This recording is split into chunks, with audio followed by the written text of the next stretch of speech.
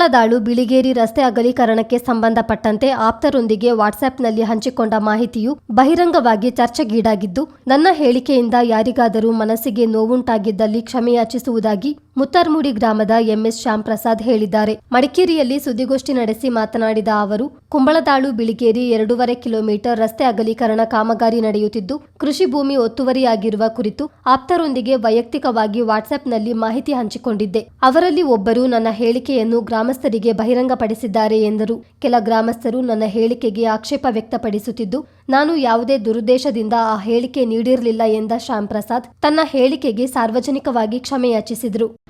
ನಮ್ಮ ಮುತ್ತರ್ಮುಡಿ ಗ್ರಾಮದ ಪಕ್ಕದ ಗ್ರಾಮ ಕುಂಬಳದಾಳು ಗ್ರಾಮದಲ್ಲಿ ನಡೀತಾ ಇರ್ತಕ್ಕಂತಹ ಒಂದು ಕಾಮಗಾರಿಯು ನಾನು ನನ್ನ ಸ್ನೇಹಿತರಲ್ಲಿ ನನ್ನ ವಾಟ್ಸಪ್ನಲ್ಲಿ ಒಂದು ಮಾಹಿತಿಯನ್ನು ಹಂಚಿಕೊಂಡೆ. ನಾನು ಒಬ್ಬ ವಿಶ್ವಾಸದಲ್ಲಿ ಸ್ನೇಹಿತರು ಅಂತ ಆ ಮಾಹಿತಿಯನ್ನು ಹಂಚಿಕೊಂಡೆ. ಅದು ವಿಷಯ ಒಂದು ಕುಂಬಳದಾಳದಿಂದ ಬಿಳಿಗೇರಿಗೆ ಹೋಗುವಂಥ ರಸ್ತೆ ಇತ್ತು, ಅದನ್ನು ಅಗಲೀಕರಣ ಮಾಡ್ತಾ ಇತ್ತು. ಸೊ ಇದಕ್ಕೆ ಸಂಬಂಧಪಟ್ಟಾಗೆ ಒಂದಷ್ಟು ಅಲ್ಲಿ ಬೇರೆ ಬೇರೆ ರೀತಿಯಲ್ಲಿ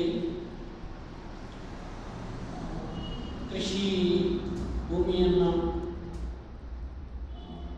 ಯಾವುದು NOC ಇಲ್ಲದೆ ಅಗಲೀಕರಣ ಮಾಡ್ತಾ ಇದ್ದಾರೆ ಅಂತ ಒಂದು ಮಾಹಿತಿ ಇತ್ತಷ್ಟೇ.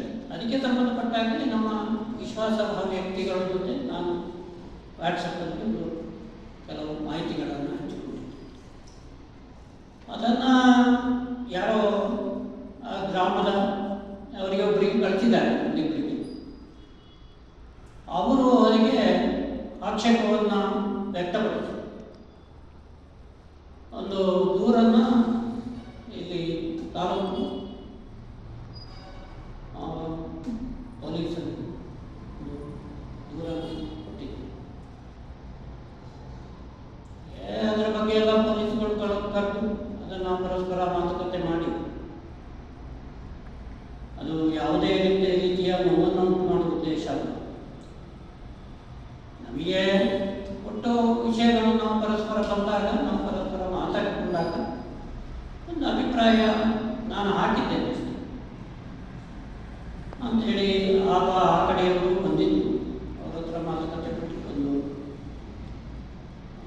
ಸಂಧಾನದ ಮುಖಾಂತರ ಇದನ್ನು ಮುಗಿಸೋದು ಅಂಥೇಳಿ ಒಂದು ಅಭಿಪ್ರಾಯ ಬಂತು. ಹಾಗೆ ಅವರೊಂದು ಅಪೇಕ್ಷೆ ಪಟ್ಟಿದ್ದರು, ನಾವು ಪತ್ರಿಕಾಗೋಷ್ಠಿ ಮಾಡಿ ನಿಮ್ಮ ಅಭಿಪ್ರಾಯವನ್ನು ಹೇಳಿ, ಮತ್ತು ಇದು ಗ್ರಾಮದ ಕೆಲವರಿಗೆ ಸ್ವಲ್ಪ ನೋವನ್ನು ಉಂಟು ಮಾಡಿದ ವಿಷಯ ಅಂತೇಳಿ ಹೇಳಿ. ಹಾಗಾಗಿ ಆ ರೀತಿ ಏನಾದರೂ ನನ್ನ ಈ ಮೆಸೇಜಿಂದ ಅದು ನಾನು ನನ್ನ ವಿಶ್ವಾಸಾರ್ಹ ವ್ಯಕ್ತಿಗಳ ಜೊತೆ ಹಂಚಿಕೊಳ್ಳೋದು, ಅವರು ಅದನ್ನು ಪಾಸ್ ಮಾಡಿದ್ದಾರೆ ಅಷ್ಟೇ. ಹಾಗಾಗಿ ಅಂಥದ್ದೇನಾದರೂ ಇದ್ದರೆ ನಾನು ಅದನ್ನು ಸಾರ್ವಜನಿಕವಾಗಿ ಕುಂಬಳದಾಳು ಗ್ರಾಮಸ್ಥರಲ್ಲಿ ಮತ್ತು ಯಾರಿಗೆ ತಿಳಿದು ನೋವಾಗ್ತದೆ ಅವರಲ್ಲಿ ಕ್ಷಮೆಯನ್ನು ಕೇಳಿಕೊಂಡಿದ್ದು.